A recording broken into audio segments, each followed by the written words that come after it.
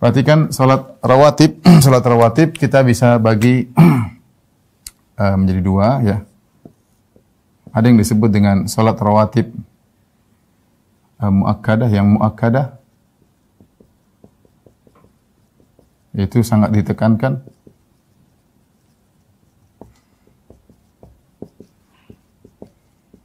Ada yang disebut ghairu muakkadah.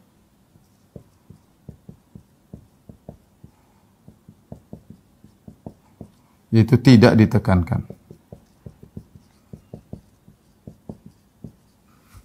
Tidak ditekankan.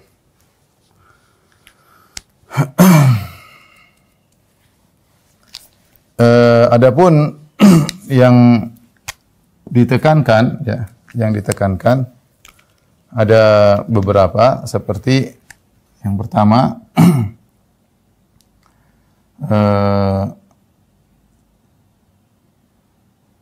apa namanya, 2 atau 4 rakaat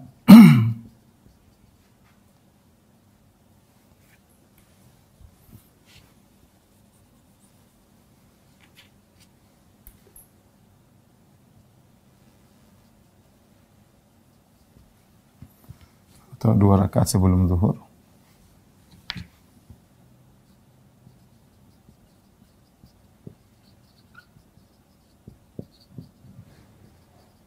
Kemudian 2 rakaat setelah zuhur.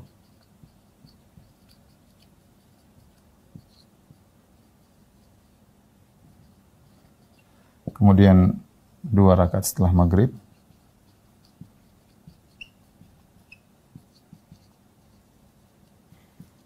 Kemudian 2 rakaat setelah isya.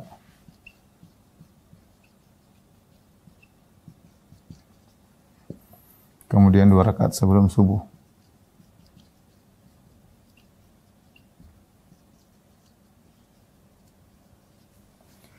Nanti ada yang ghairu muakkadah, misalnya 4 rakaat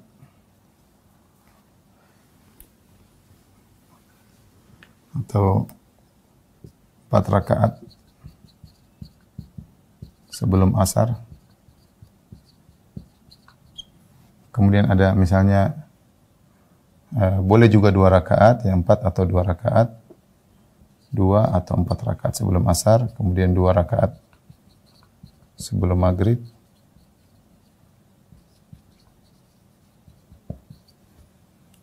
Ini diantara yang ditekankan, ya. Namun tidak muakkadah. Apa yang dimaksud dengan muakkadah? Muakkadah maksudnya yang di mana Nabi SAW memberikan pahala khusus, ya. Itu 2 atau 4. Yaitu Nabi SAW memberikan pahala khusus dalam satu hadis, kata Nabi SAW, "Man shalla sintai asyrata rak'atan fil yaumi wa lailah, banallahu bihinna baitan fil jannah." Barang siapa yang salat 12 rakaat sehari semalam, maka Allah akan bangunkan baginya istana di surga. Nah, 12 rakaat yang dimaksud adalah ini, ya. Yaitu 4 rakaat sebelum zuhur 4, 2 rakaat setelah zuhur 2, berarti 6. 2 rakaat setelah maghrib berarti 8, 2 rakaat setelah isya berarti 10, 2 rakaat setelah sebelum subuh 12. Adapun untuk sebelum zuhur, maka ada 2 riwayat, ya. Dalam sebagian riwayat Ibnu Umar menyebutkan Rasulullah SAW salat 10 rakaat, yaitu 2 rakaat sebelum zuhur. Namun dalam hadis Aisyah dan hadis Ummu Habibah disebutkan Rasulullah SAW salat 4 rakaat sebelum zuhur. Rasulullah SAW 4 rakaat sebelum zuhur. Oleh karenanya 2 atau 4 ini ada khilaf di kalangan para ulama tentang qobliyah zuhur, 2 atau 4. Mana yang terbaik, ya? Ada khilaf, ada beberapa pendapat disebutkan oleh Ibnu Hajar rahimahullah, dan saya juga nukil dalam buku bekal salat. Ada yang mengatakan kalau di rumah, kalau salat qobliyah di masjid 2 rakaat, kalau qobliyah di rumah 4 rakaat. Ada yang mengatakan demikian. Ada yang mengatakan pilihan. Kalau lagi rajin 4 rakaat sebelum zuhur. Kalau lagi mungkin tidak begitu rajin 2 rakaat. Ya, tapi minimal 2 rakaat. 4 rakaat lebih afdal, tetapi minimal 2 rakaat.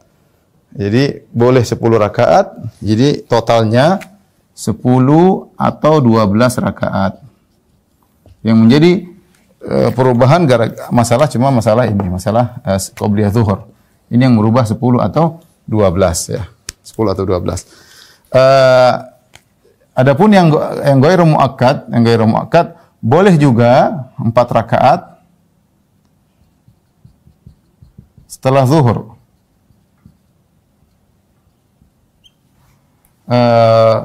Dalam hadis man hafadha ala arba'in raka'atin qabla dhuhur ya wa arba'in ba'dah, barang siapa yang menjaga salat 4 rakaat sebelum zuhur, 4 rakaat setelah asar, maka Allah akan haramkan neraka baginya. Jadi kalau ba'da zuhur yang muakkadahnya 2 rakaat. Kalau kita mau tambah lagi 2 rakaat boleh, tapi dia masuk dalam ghairu muakkadah. Ya, 4 rakaat setelah zuhur maksudnya ini tambahan 2 dari jangan tulis 4 ya. Kita bilang tambahan 2. Ini tambahan 2 dari ba'diyah zuhur.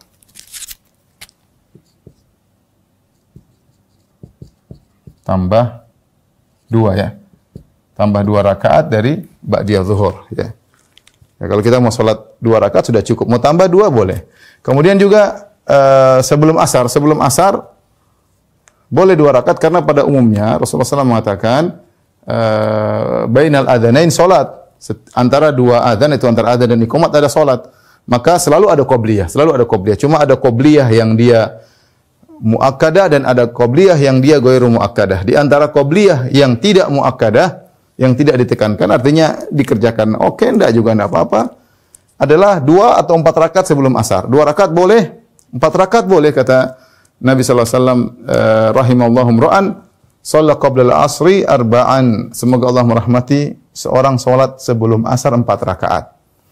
Kemudian juga dalam sebelum maghrib kata Nabi sallallahu alaihi wasallam, sallu qoblal maghrib, sallu qoblal maghrib, sallu qoblal maghrib liman syaa. Yang mau salat 2 rakaat sebelum subuh, yang mau salat sebelum subuh, sebelum maghrib silakan salat sebelum maghrib, silakan salat sebelum maghrib bagi yang mau ya. Jadi Rasulullah tidak menekankan. Ada riwayat 6 rakaat sebelum maghrib, namun riwayatnya dhaif. Inilah salat rawatib. Kenapa dikatakan rawatib? Karena dia menyili salat sunnah rawatib, ya, salat sunnah rawatib ya. Karena dia mengiringi salat fardu, dia mengiringi salat fardu.